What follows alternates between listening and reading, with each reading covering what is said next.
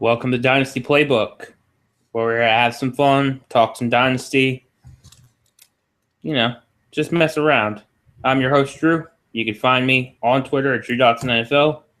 With me is my co-host, Tyler. You can find him on Twitter at HBOMIDP. And we're coming at you a little bit late, but better than last week. It's a little bit late tonight. Trying to pump it out and get the show out to you relatively on time. Tyler, how you doing tonight, bud? Doing good. Another late one, but we're getting it done. Schedule conflicts this week, but we're gonna make it happen.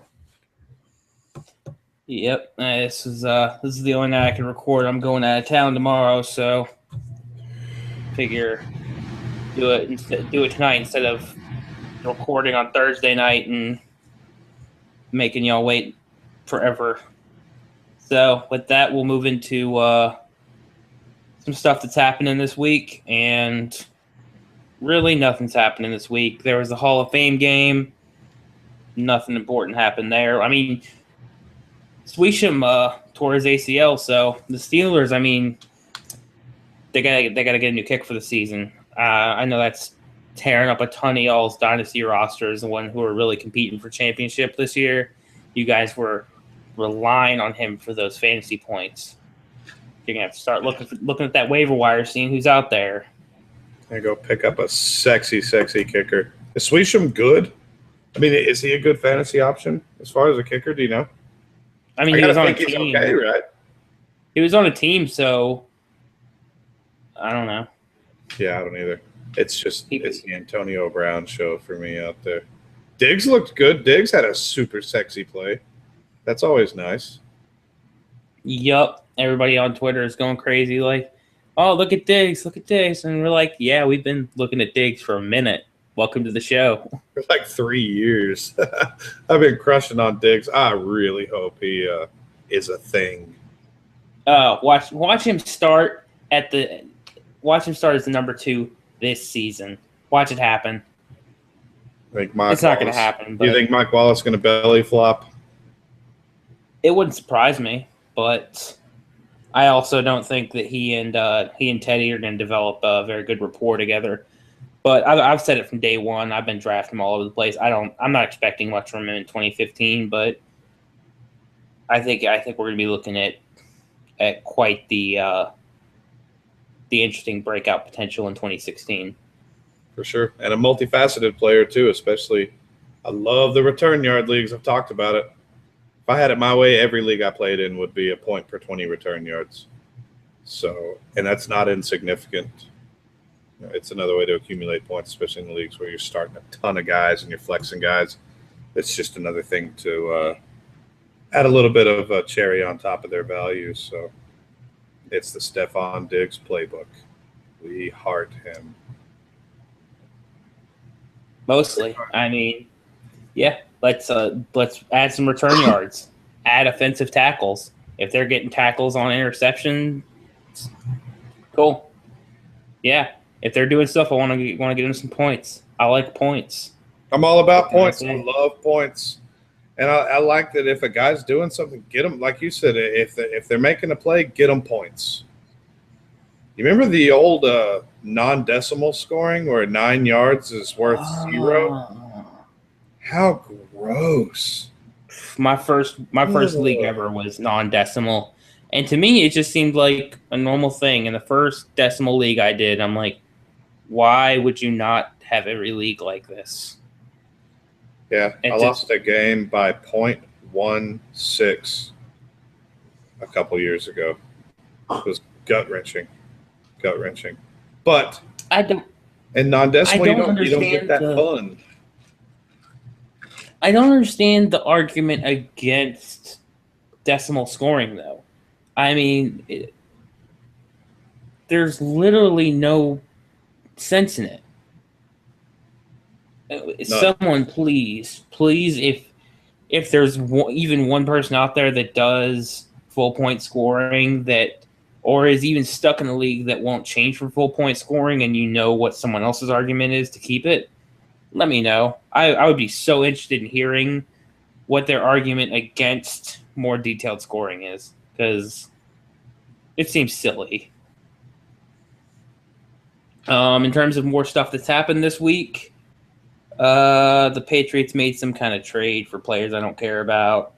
A couple of lower tier guys got hurt, and Steve Smith announced he is going away after this season.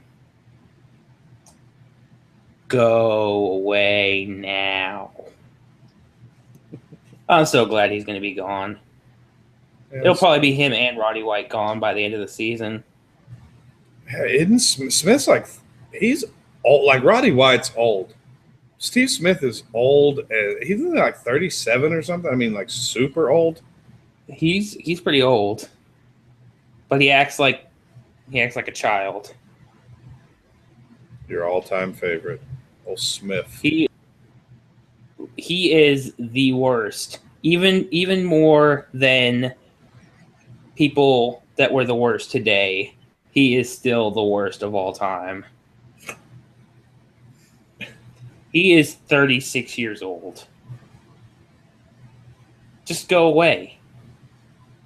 Go away. Stop being the worst. Go be the worst, like where I can't see you. But you know, the thing is he was, at least in the early going last year, damn good for fantasy. And that's yuck, right? I mean, he didn't even get drafted in redraft. Nobody wanted anything to do with the dude. And then he goes out and lights it up with all the attitude that little frame can muster. I know you're going to miss him. It's Brashad Perryman time, right? You know what? If it means that Steve Smith will retire in the middle of the season, I hope that Brashad Perryman breaks out and has the best rookie season ever. Wow, I'd be willing to be that wrong on Perriman for Steve Smith to go away 8 weeks early.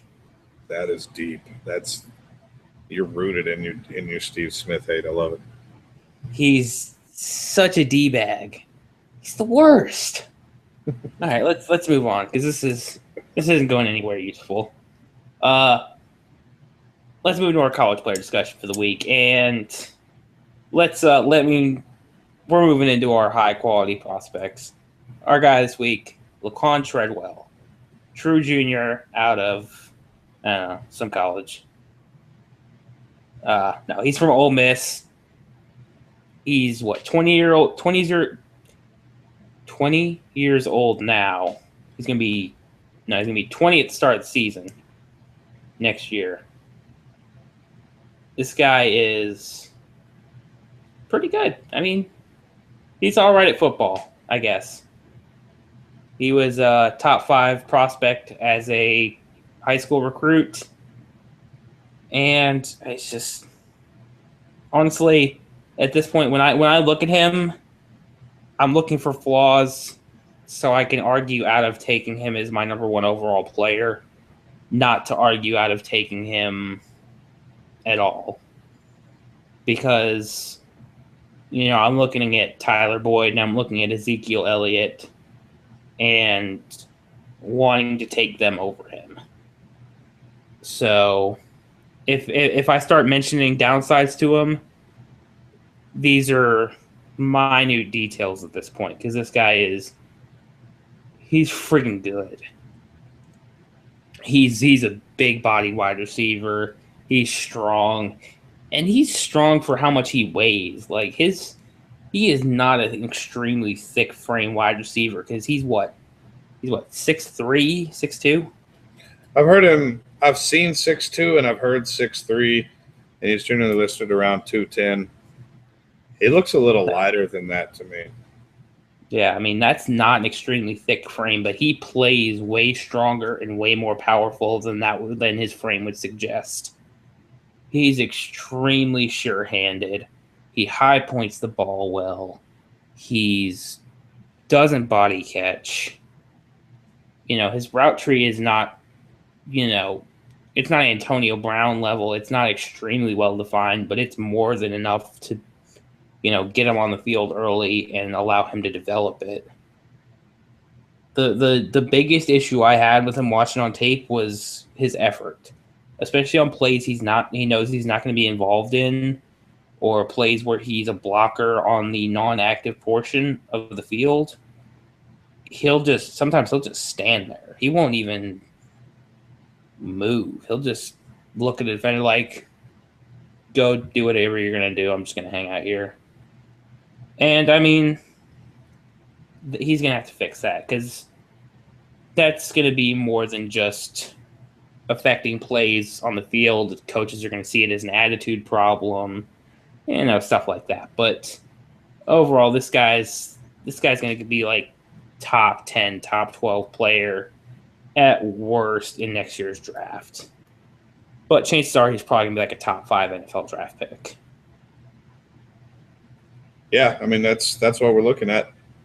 And it's almost been set in stone since the second he signed with Ole Miss. Not necessarily the fantasy guys. Of course, he's on my radar because I'm OCD, and I'm also a big college football fan. But he's just a stud. Like Drew said, I mean, everything is with the hands. Everything is with the hands. Contested, like those 50-50 balls, he's gonna beat the defender. If he can make the play on the ball, he's gonna make the play. He doesn't get jammed. He's not the smoothest, and Drew and I talked about this a little off air. We don't think he's going to have the big-time top-end speed, but he's just a playmaker. He's super aggressive after the catch, which is, I mean, once the dude gets the ball in his hands, he's looking to get upfield, and that causes him to get a little bit of the dropsies. We saw that a few times, especially coming over the middle, kind of alligator arms it and gets ready to head up the field before he secures the ball. So that's a little bit of a knock. Then the injury, I mean, he had a gruesome injury last year where he fractured his fibula, which just sounds painful, and dislocated an ankle, which sounds even worse. Hell, I jammed my finger today, and I think I'm going to die. This dude breaks his damn leg, and he's good to go. So for me, if the draft was happening right here, right now, Laquan Treadwell's my 101. Zeke Elliott's going to be closely behind him, but I'm typically going to lead wide receiver if it's close. And there's not a lot of holes in his game. There just really aren't. Yeah, right now I would definitely lean Zeke, especially not knowing how he's recovering from that injury and if it's going to take any sort of toll on his performance. You bring up yards after the catch, which is, it's something we definitely talked about. And he tends to drag players, defensive players, to gain yards after the catch. And I think that's one aspect of his game it's not really going to be able to translate simply because, he's just bigger than these players right now. But in the NFL, these linebackers are going to be bigger than him, at least in terms of, just weight and strength. But at worst, it's going to limit his yard after the catch ability, which is a big body wide receiver you've kind of learned to expect anyways, for the most part. And another thing you bring up about the contested catches, he is excellent at boxing out a defender, and he seems to do it so naturally. And he not only does he box him out, he's able to just turn right back upfield after doing it without skipping a beat. And you love to see that. That's great in a red zone threat. This guy's he's a threat to put up double-digit touchdowns as a rookie, honestly, depending on where he goes and what quarterback he's with. I wouldn't be surprised if he put up 10, 12 touchdowns as a rookie. Kind of did pull a Mike Evans. Yeah, he's that kind of receiver, and he does push off a little bit. But, boy, the defenders are super handsy with him, and they are really aggressive. They know who he is. The coordinators have definitely game planned for him, and they're all over the dude. And it just really didn't matter a whole lot. If he was going to catch the ball, he's going to catch the ball whether you're draped all over him or not. And, you've heard us enough. Drew and I love the catch point. We focus in really, really hard on can the guy make the play when the ball's in the air, contested or not. And, if a guy can make those plays, he's gonna be useful. There are tons of guys in the NFL that have utilized that for years and years and years as a strength when they're not necessarily the most polished route runner or the biggest or the fastest, but they can catch the damn ball. Absolutely. And sometimes you just got to take that. And I mean, we're also, I mean, even if we operate under the assumption that none of that develops, he's still a more than able prospect.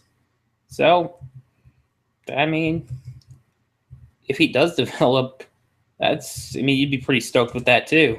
He's still got another year to get better. And if it's his age 19, age 20, I can't remember. He's 20, right? And he turned 20 in June. Okay. So even in his age 20 season, that's still super young. That's more than early enough for him to continue to develop. And Hugh Freeze in Ole Miss, the head coach there, he's a very talented coach. And I wouldn't be surprised if he was able to get more out of Treadwell before he left the program. And with that, I mean, do you have anything else you want to touch on before we moved on? I think we crushed on him pretty good. I love this kid. I've been waiting to talk about him for a while now. I said it a few months ago. I would take Laquan Treadwell in the 3rd or 4th round of a startup today if he was in the player pool. I like him that much. Is he? And I'm not quite that high on him, and not necessarily because of. I'd say I'm not that high on him. I guess I'm just higher on other players in this class and in the 2016 class. I like Zeke Elliott a lot. I like Boyd out of Pitt. I just what they do appeals to me more. And I mean, at this point, you're looking at minuscule differences anyways. These guys are all going to be top tier prospects. And I like Gurley better. I like Coop better. But I mean, the differences are going to be minuscule. We've kind of needed this infusion of young, talented, high-end players anyways, because part of the reason you see this huge gap in age in the first-round startup is because we missed a huge chunk of really high-end producers for a while. It seemed like nobody good was coming into the league. You had Justin Blackmon, who shit the bed. You had Tavon Austin, who wasn't tall enough to get on the bed. And it's, Alshon Jeffrey snuck into the first. Nuck's finally sneaking into the first. But you haven't had any of these guys that are legit, challenging for the number one spot besides the 2014 class. But Treadwell and Boyd can do that as well in this class. Cooper can potentially do that from the 2015 class. These are the guys we haven't seen in a while. And it's kind of nice to go back to it, Yep, this is what we needed. I mean, and we're just talking about Boyd and Treadwell just at the very tip top of the class. Then you got Mike Williams, and apparently Duke Williams is a bit of a bonehead, but still a very nice prospect, and Corey Davis, and then next year's class. And Carew. I'm lower on Carew, admittedly. But you're wrong. And I may very well be. It's a long ways to go. And some guys are going to emerge a la Kevin White. This is going to be a really deep class next year. And then on the IDP side of things, the 2nd and 3rd round next year is looking super sexy already in IDP land. And we've talked about how we don't really like to spend those, premium rookie picks on IDPs. There's a handful of them next year that I'll do it. I can already guarantee you that. Yep. And with that, we'll move on to our submitted questions for the week, and we got a bunch of good ones. Thanks to everybody for submitting questions every week. You guys are keeping the content moving. And our first one comes from our good old buddy Dave, MTux96. And it says, this question may be more for Drew, but if, and I do mean if, Pierre Thomas signs with the Texans, how do you feel about him? Of course, that means if he does in fact sign with them, and I'm sure we'll know by the time the podcast airs. Obviously, Dave sent this in. He sent this in quite a few days ago, and we just now getting a chance to answer it. We know Thomas didn't sign with the Texans, but it's looking like what I guess was right, that it was contract issues that kept him from signing. And I'm not really surprised. I think Thomas is either gonna sign last minute with some team right before the season starts for veteran minimum, or he's just gonna retire. But if he does sign with a team, I like him as a late round flyer, especially on a competing team. In PPR, he can definitely put up some points. And I know, Tyler, you didn't even care if he landed on a team. You were taking him as a flyer. I have drafted PT in just about every startup I've done this year. Just because if he signs, he's going to be PT. He's going to do what he does. He's going to catch 60, 70 balls and, be a really nice PPR flex. And I was pretty bummed that he didn't sign with Houston, but he was never going to be the man in Houston. He's just not that workhorse type. So got a little bit bummed out, but I still think he's going to get some ink somewhere. As long as somebody pays him, he's going to show up. He's going to end up on a radar somewhere this year. There's too many teams with just piss poor running back situations that are either A, already terrible, or B, one injury away from catastrophe. And a guy like that is a veteran. He's been around. He knows the lingo. He knows what to do. Super soft hands. Quarterbacks can trust him to both protect them and catch the ball. PT is going to find a place to land, and then I'm going to trade his ass. Yep. Get ready for a hot take, but I think Pierre Thomas is still good enough / Joseph Randle is bad enough that he could supplant Randle and have a timeshare with him if he signed in Dallas. Hey, that's what I keep thinking. This Joe Randle thing, it's sure looking like it's going to happen. In all offseason, I'm like, never going to happen. They're going to bring somebody in. Somebody's going to show up. But it's getting really, really close. It's nut-cutting time. And it's still the Joe Randle show out there. I don't want to believe it either, but it's kind of looking that way. I'm going to laugh when they punk all of us. They cut Joe Randle, and they named Darren McFadden the number 1 with Lance Dunbar the number 2. See, Darren McFadden will be the number 1 for about one pregame stretching exercise, and he blows out a hammy and it's ball game. Nah, Darren McFadden will be just taking horse steroids and just shooting smack straight into his eyeballs, and he's going to run for 1,800 yards. How awesome would it be if in 6 months from now McFadden is the man, the RB1? I would die. And you know what? It was so much fun to watch at Arkansas. I would kill to see an Arkansas type season out of him in Dallas. That would be awesome. But realistically, there ain't no chance that happen. But I think that's the kind of NFL we need. I need to watch players just shoot smack into their eyeballs on the sideline and go try and run the ball. Because that's what I need to watch players destroy their lives for my entertainment. I'm Caesar. All right, I guess we'll answer more questions. This next one comes from your old boss and my current boss at Chad Parsons NFL. Favorite Dynasty player you've ever owned, and it could be one season or multiple. And the first guy I thought of was a guy I actually owned in a keeper league. This was precursor to my Dynasty leagues, and that was LaShawn McCoy. I had Shady for his fantastic 2011 season, 17 touchdowns. I was stationed in North Carolina in 2011, and my best friend when I was up there was an Eagles fan, and he didn't understand the whole fantasy football thing, and he doesn't understand why I'm sitting there cheering for the Eagles, watching Shady run for touchdowns every game. But by like week 12, he's like, he still didn't quite understand fantasy football, but he's like, oh, Shady's got it again, But I mean, you can't be him and Drew Brees that season carried me to a championship, so he'll always have a special place in my heart. And in terms of full-fledged Dynasty, it's really hard to beat out getting OBJ on the cheap last year. He carried 2 of my teams to championships last year after trading.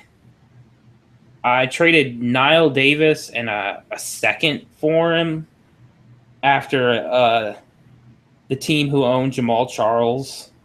After JC went down, I traded her Niall Davis and a second for OBJ, something close to that, because she thought she was competing. It turns out she was, because I had to play against her in the championship, and I beat her with her own OBJ. And then I beat you with OBJ. Yeah, that happened. I feel like it's been a couple episodes since I reminded you, so I couldn't let you forget. Oh man, we are gonna battle in that league this year, toe to toe. But my QBs, man, I got the difference makers. My favorite player, AJ Green, man. I've had AJ Green on a ton of rosters for a while. Mr. Consistency, does it every year. Last year is a complete anomaly, and he was still damn good on a per game basis. You hate that he went out early in a couple games, so you get the blank. Nobody likes that, but you can't see that coming. So AJ Green's my guy. As far as the guys of recent, Nuke Hopkins, man, DeAndre, I'm all about him. I had 101 his rookie year. I took DeAndre Hopkins. I didn't take Le'Veon. I didn't take Gio, Tavon, Monty Ball, all those guys that were kind of jumbled in there. All about Nuke Hopkins. I've got an insane – I don't know what my percentage of Nuke Hopkins ownership is, but it is really, really, really high. So, but AJ Green's my guy. He has been for a long time. I actually traded a couple shares of him this year. Kind of – those teams weren't competing.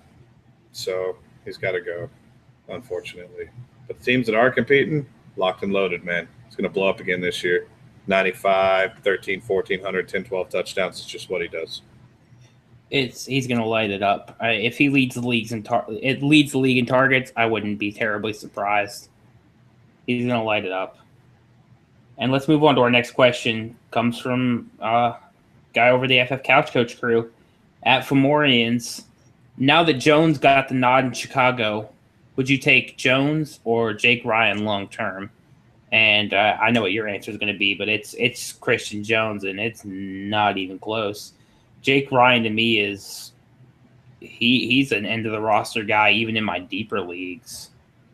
Whereas Christian Jones for me is a guy he's a guy I'm gonna be looking at starting in my bye weeks, depending on my roster this year. Yeah, I actually had to go back and look at my rankings, which I put them out in like May, and actually had Ryan ranked higher than Jones by like 2 spots. They were clustered in real close, and I think that was one of those "what was I thinking" moments. I have Jake Ryan right there with McKinney and Perryman and the rookie linebackers that I kind of ish like. So I do like Jake Ryan, but I would take Christian Jones here. And this McClellan thing, I don't think it's kind of similar to the Joe Randall thing. It's not a joke anymore. McClellan is looking like he's going to start week 1, and Mason Foster's going to be on the pine, and John Bostic too. But who cares? So yeah, I would take Jones. And on a side note, I don't understand the McClellan thing. You know what? The McClellan thing bothers me so much more than the Joe Randall thing, because Randall is still the best name in town. It doesn't make any sense why they didn't sign anybody better.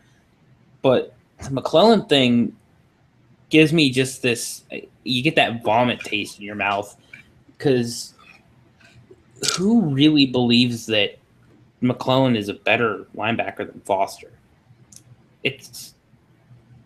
The Foster decision is bad because you just don't want him to be the one starting, but there's no better options there. But McClellan's just a bad decision for every reason, and it's gross. Yeah. Sorry, Eric.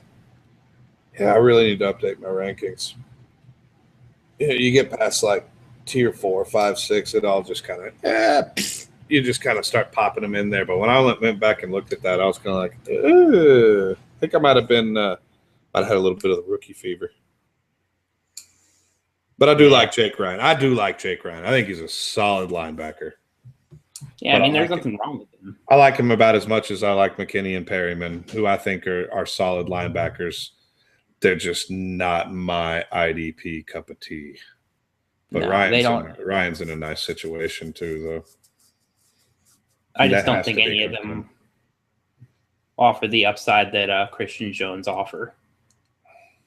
And we'll move on to his next question. It says, looking at a tight end 3 behind Gronk and ASJ, and the guys he's looking at is Amaro, Niles Paul, or Pruitt. And for me, if the cost is equal, it's Amaro by a landslide.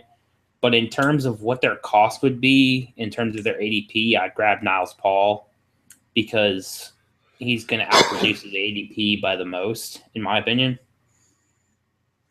Yeah, I can agree with that. And 2 things came out on both of these guys today, that Amaro is the number 3 tight end in the depth chart for the Jets, which is just whatever, don't care for me. I mean, I guess I'm going to pay attention to it, but not really. And then Niles Paul, I guess, was named the starter over Jordan Reed, which is not that big of a surprise because Jordan Reed is made of peanut brittle. And Michael Pruitt's a guy that I really like too. But Michael Pruitt is the definition of a late round flyer. You know, he's a late round rookie pick, 4th, 5th rounder. And may end up getting dropped on a lot of rosters this year because he probably isn't going to do a whole lot. He's a guy, if you pick him up, you need to be able to stash him.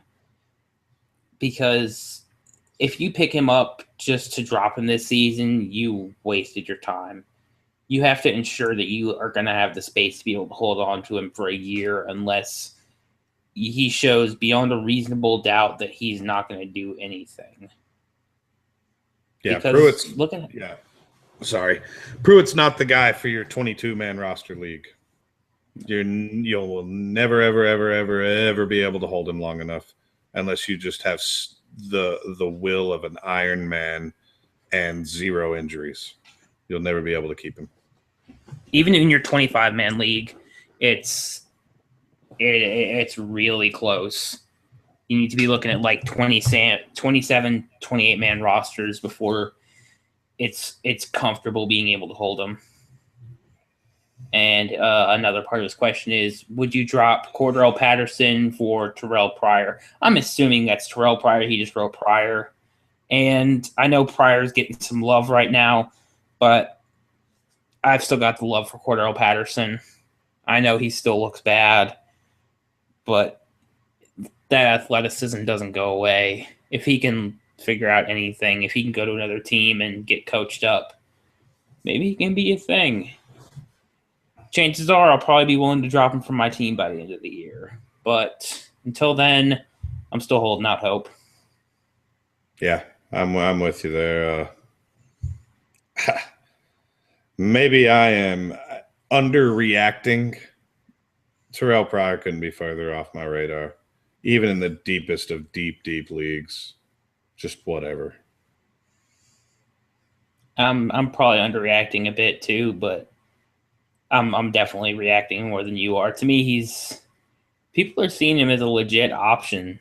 To me, he's a guy that I'm willing to stash. I want to see what happens, but he's definitely got that athleticism too. I mean, if you watch him at Ohio State, he's got some moves. Yeah, he's a fantastic athlete, but man, transitioning to an entirely new position at the NFL level. Robinson did it. Yeah. I don't know. I'm taking CPAT all the way here. Oh, I agree. I would too. And his last question is, Khalil Mack, is he an automatic D-end 1 with the designation change? Now, he hasn't officially gotten the designation change in MFL. But the Raiders' first depth chart release lists him as a defensive end over a linebacker. For me, if Khalil Mack gets designated as a defensive end in terms of IDP, he's absolutely a defensive end 1 for me. And it's almost the sky's the limit in terms of how high I'd end up ranking him. It would. I love Khalil Mack as a player, and Tyler thinks that everybody who drafted him when he was a linebacker overdrafted him. But I liked him even when he was a linebacker, so Tyler can get bent.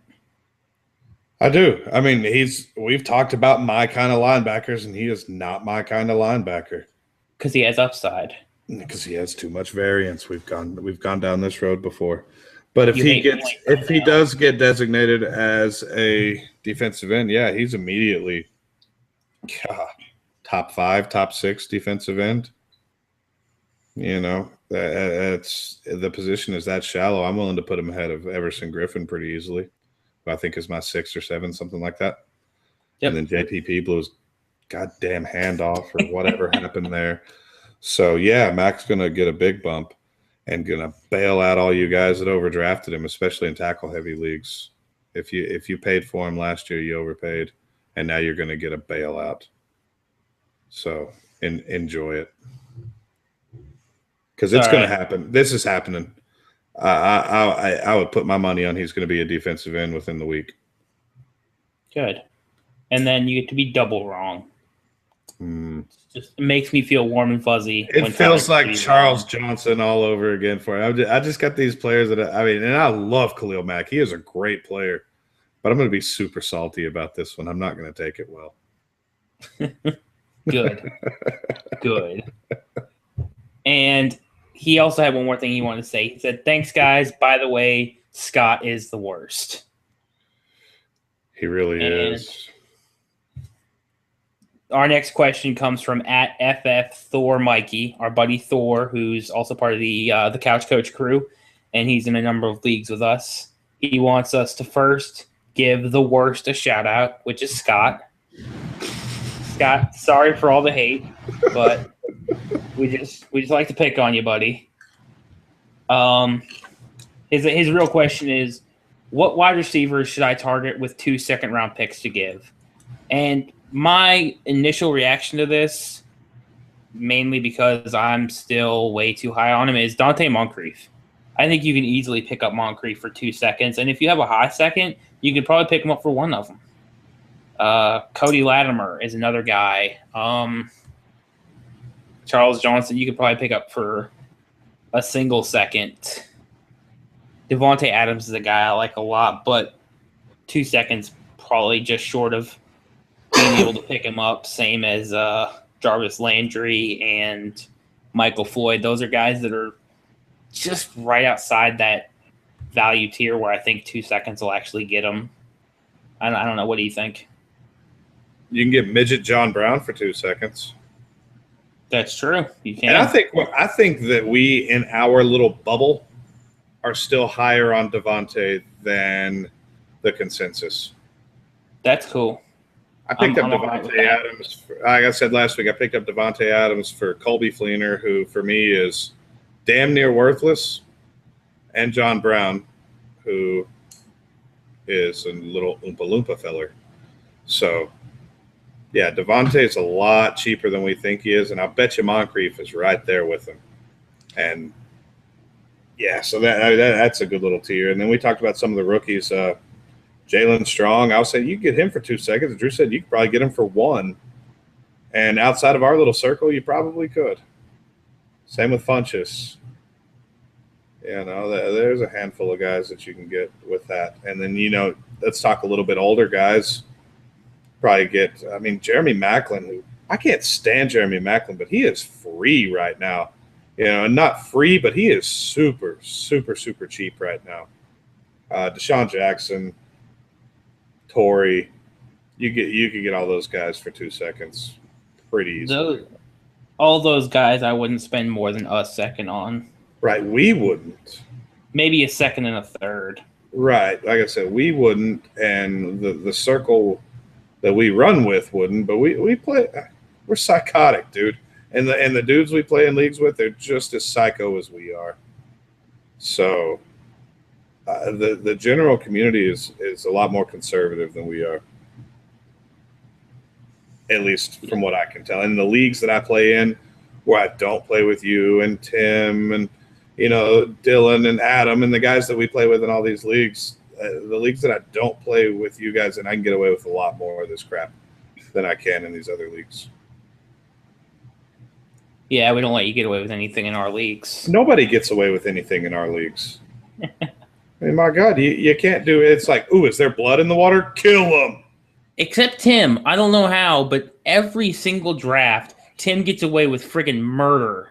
Doesn't say a word, just sits back there and does his thing, and then next thing you know, you look up and like, oh, Tim owns the entire 4th round.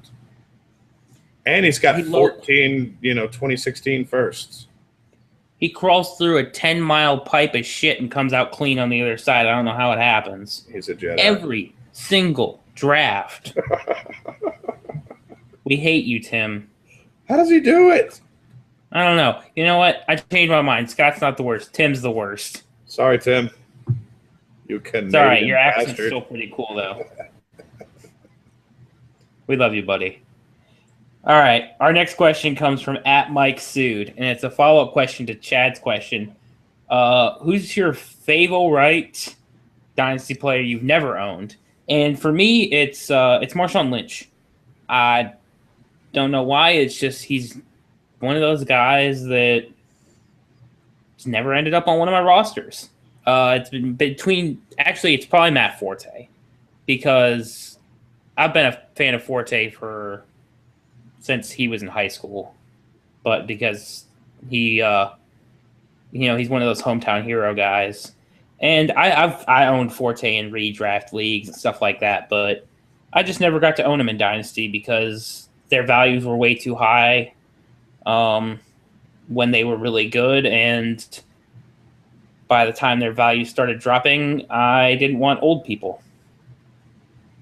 So, I don't know. I don't get any of the nice running backs. I never owned Lynch, never owned Charles, Forte. I think I had Shady for about an hour in one Dynasty.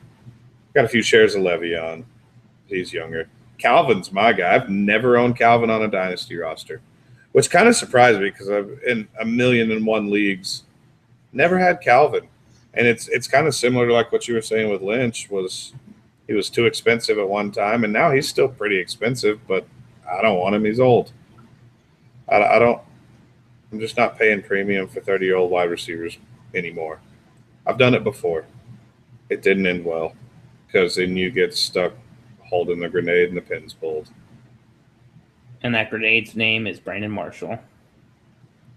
I got rid of Brandon Marshall. You know what? You lucked into getting rid of Brandon Marshall, though. Hey, you send out enough offers, somebody accepts. You sent out one offer to one person and got a first-round pick for him this offseason. Before he went in no other league, to no other team, could you make that trade. Sure, I could. Just to scumdogs. That guy loves trading away his firsts. Brandon Marshall's still going to be legit this year. He's going to be all right. If you got Brandon Marshall on a competitor, nice. Because he's probably going to outscore him. Nah, that's a big-time hot take. That's not going to happen. No, it's not. I was that's not going to happen. No way. I love Brandon Marshall, man. Brandon Marshall doesn't not without an injury, at least. Brandon Marshall doesn't give a shit. I love Brandon Marshall. Nah, he's a lot of fun to watch. So physical, dude. So physical. My wife loves Brandon Marshall after watching the that thing about his borderline personality disorder. Mm-hmm. She's a psychologist person, and we were listening to one of the fantasy podcasts, and they called it like bipolar or something, and she started getting all huffy at the podcast because they're calling the disease the wrong name, and cracked me up. I'm like, so this is what you get upset about. I'm sitting here listening to bad takes and getting upset, but you're getting upset at, misappropriated medical jargon. There you go. Yeah. I do love Marshall. And Marshall's one of those guys. Can you imagine if you drafted Brandon Marshall as a rookie and you kept him on your roster that entire time? Do you know what you've had? Holy roller coaster. Crap. You have, but you've had some serious 110, 115 catch seasons. Oh, yeah. But can you imagine having owned him for that long and the butthole puckering when you find out he got traded from Denver or when he got traded to Chicago, and you just your heart drops and you're just like, oh no. Yeah. I imagine the trade to Chicago wasn't as bad though, because he's reuniting with Cutler and stuff, but still, it's like more changes. No. Yeah. Been a lot of ups and downs, but cream rises to the top, man. The dude is legit. And I think he's got another year of potentially number one numbers. And then another year or two of, scooting around Roddy White style. Yeah. Maybe not in New York. Part of the reason Roddy's been able to put up numbers because he's playing with Matt Ryan, and that offense was conducive to passing points. Unless true. Chan Gailey really opens it up in New York, it's not going to be the same. I still think you can book him for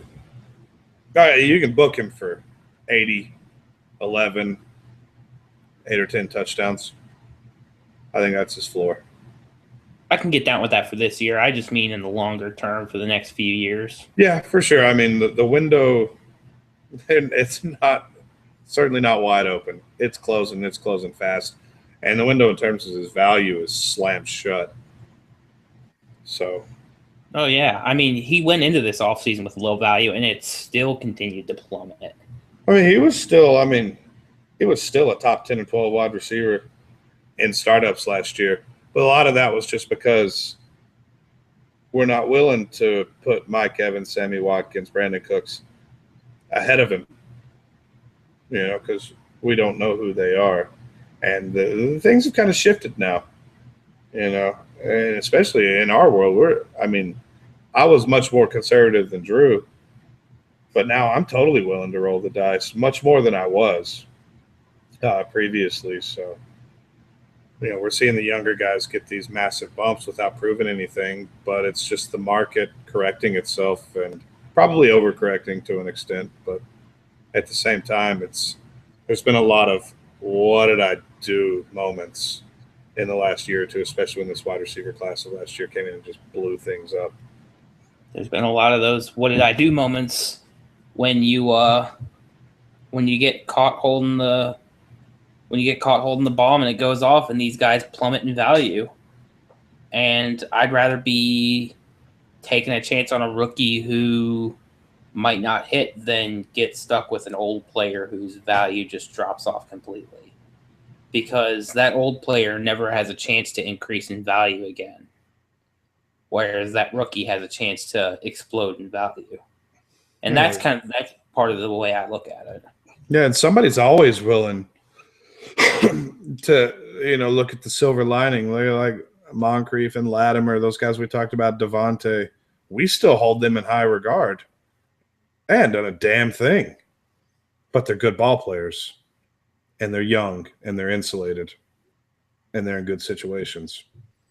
I don't know. Devontae did a damn thing in that Dallas game in the playoffs. He shook that dude, didn't he? Man, I'm still just a little bit of chub going on after that game. Yeah, and then when Moncrief had a couple of good games mid-season where you just see the wheels. Oh my God! When Moncrief turns it on and gets moving, he is out. You're not catching that dude. You saw the same thing at Ole Miss, though. You knew that's what he was capable of. Yeah, like he is goners. All right, and let's finish it off with our last question, and this one is coming from at Stealing Points 03. I'm guessing. Could you guys touch on Dorial Green Beckham? He's a tough prospect to evaluate. You're absolutely right. He is super rough to evaluate. And I've gone back and forth and up and down and left and right on him all off season to the point that I still don't even know where I rank him. as crazy as that sounds, the Justin Hunter news comes out that he just fucking likes stabbing people. I got to raise him up my board. I I haven't kept up with camp news on him, but he's a really good player. He's got a lot of talent. If he exceeds, I wouldn't be surprised, but I'm hesitant to invest in him just because there's just at what his value point is, there's other players I'd want to invest in. Normally, I'm probably wouldn't be willing to look at him until early second at the highest. Oh man, 6'5", 230. 6'5", 230. Crazy pedigree. Yep. When he's played, he's been dominant. Awesome player. I'm willing to roll the dice on him. I've got him in a few spots, and his price is really pretty palatable for me, especially in startups. You're going to be able to get him as rookie 10, 12, 13, somewhere in there, depending on how risk-averse your league mates are. So I'm all about it there. And in terms of rookie drafts, off the top of my head, 107-ish, 108, that's probably where I'd be pretty cool taking him. It's a risk-reward thing. It's a lot of risk, but the reward is legitimately Julio Jones. That's what it can be. It could also be Josh Gordon. Not the good Josh Gordon either. The Justin Blackmon version. Let's call it Justin Blackmon instead of Josh Gordon. So that's your range of outcomes. Anywhere from nothing, worth absolutely zip zilch, not a homeless in a couple years, working at 7-Eleven, or dominating the league and scoring an assload of touchdowns and being Mariota's BFF. It could totally happen. It's within the realm of possibilities, but there's a wide spectrum. So it just depends on how you want to roll the dice. And chances are I might be wrong. I'm probably going to be wrong on this. And I'm willing to take that chance on this one just because I don't know what it is. I can't put my finger on it. Normally when there's a prospect I don't like, there's something I can point to.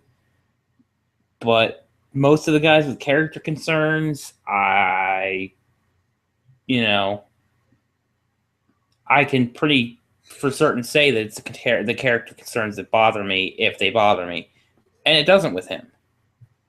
It's been far enough away that he hasn't had problems since. It's kind of like Crowell. He had issues as a freshman and then didn't have problems for a couple of years. His tape, everything looks super legit on his tape. I mean, he's a solid route runner. He's an excellent catcher. He's a really, really good player. But I don't know what it is, but I can't bring myself to draft him, even though he, like Tyler said, he has that upside. He can be that first-round startup pick, and he can – it's just the huge range of outcomes, not being able to predict it as well makes me uncomfortable. I don't know what it is. Yeah, I feel something doesn't smell right. I've got a few guys on the IDP side that I'm like, something isn't right here. And Green Beckham kind of has that feel. And I think a lot of it's landing spot. That might be it. That could definitely be playing into it. You'd sure like him a lot better with Matt Ryan or Tony Romo, or, something like that. You like it a lot better than with scrambling Mariota under just the absolute worst coach that's ever lived. So bad. Yeah, so that's a lot of it, and we preach a lot of things, but I think one of our main things is situation matters, all right? But situation is fluid. It will change. Talent doesn't. Talent is talent. If a guy can play, he can play. And we're willing to be patient enough to find that situation correct itself and to get a guy in the right spot to where he's going to get things done. So Whizzing Hunt's not. I mean, Tennessee not necessarily going to be Tennessee in a year or 2 years. They may not be the laughing stock. Things can change really, really quickly. And Green Beckham is a guy that can capitalize on that. He could also totally mess up, do something just absolutely stupid, and find himself out of the league. But he's kind of guy that I'm willing to roll the dice on. The price is it's not bad. I mean, if he didn't have the concerns and hadn't been off the field, we're probably looking at the 101 this year. You know, he's that good. And what would separate him from Coop and Gurley or whatever would be the 6'5", 230. So those guys don't come around that often. 6'5", 230 running what, 4.4s? That's insanity. Yeah, he was blazing. That is insanity. That just doesn't happen. There are just very, very few guys that can do that. So, yeah, I think we've circled around this one pretty good. Yeah, I mean, it's a tough one. It's a tough one. I mean, it all depends on what kind of owner you are. Are you willing to roll the dice and see what happens? I mean, Matt Waldman had him as his number one overall prospect in his pre-draft RSP. That should say plenty. I mean, I respect the hell out of Matt's work. And I mean, granted, we can't do much work on the character concern side, and yeah, Tennessee is definitely a turnoff. But the talent's there. Just like Tyler said, you got to be willing to roll the dice on it. And I think that's that's all we're really got for that. And I think we're gonna move on to our rant of the weekend. I'm actually gonna pass on ranting this week, and I just kind of wanted to say something. I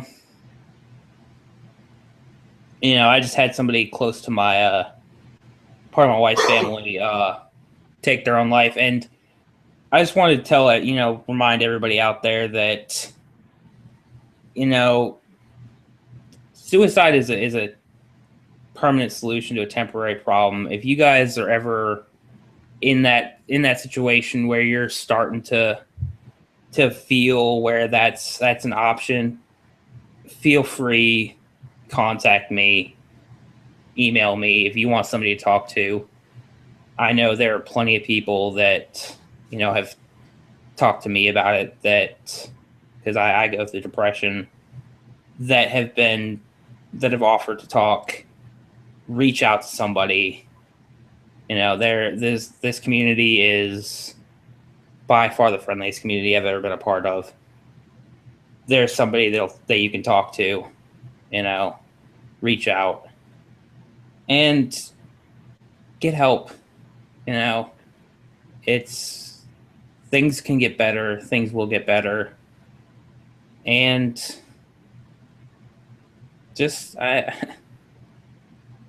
don't really want to be like a downer or anything, but just if this is what you're going through, just look, try and find a bright side.